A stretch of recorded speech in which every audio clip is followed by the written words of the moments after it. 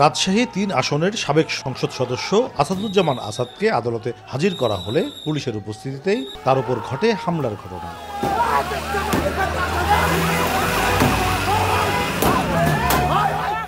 একই কায়দায় হামলার ঘটনা ঘটে রাজশাহী মহানগর আওয়ামী লীগের সাধারণ সম্পাদক ডাবলু সরকারের উপর। এর আগেও গ্রেপ্তার রাজনৈতিক নেতাকর্মীদের ওপর হামলা হয় আদালত চত্বরে। ফলে মামলার আসামি হয়ে আত্মগোপনে থাকা নেতারা বিচারের মুখোমুখি হতে উদ্বিগ্ন।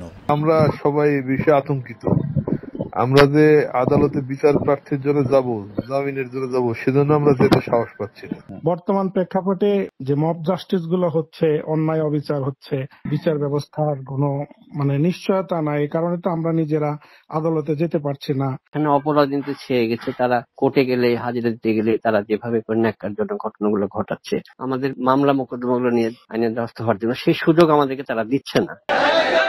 সিনিয়র আইনজীবীরা বলছেন, বাদী আসামির নিরাপত্তার দায়িত্ব আদালতের। বিচার প্রার্থীর উপর হামলার ঘটনা অনভিপ্রেত।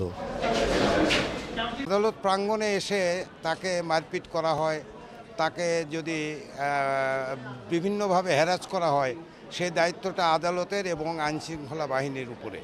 মুভ জাস্টিসের নামে যে ধরনের যে ধরনের আচরণ করা হয়েছে, এটা আমার কাছে খুব কঠিন একটা বাজে একটা মনে হচ্ছে। এখানে বাদী বা বিবাদী যে পক্ষই হোক না কেন, আসামি, এদের সার্বিক নিরাপত্তা বিধান করা উচিত। সন্ত্রাসী গোষ্ঠী বিভিন্নভাবে এই কোর্ট এলাকায় ঘোরাফেরা করছে, তাতে বিচার বিঘ্নিত হচ্ছে। আদালত চত্বরে আসামির উপর হামলার ঘটনায় উদ্বিগ্ন পুলিশও। নগর পুলিশের মুখপাত্র বলছেন, পুলিশের তৎপরতার কারণেই বড় অঘটন ঘটেনি।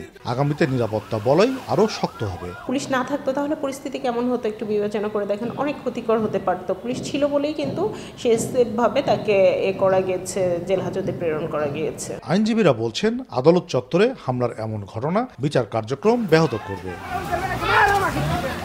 কাজী সাহেদ, দেশ টিভি, রাজশাহী।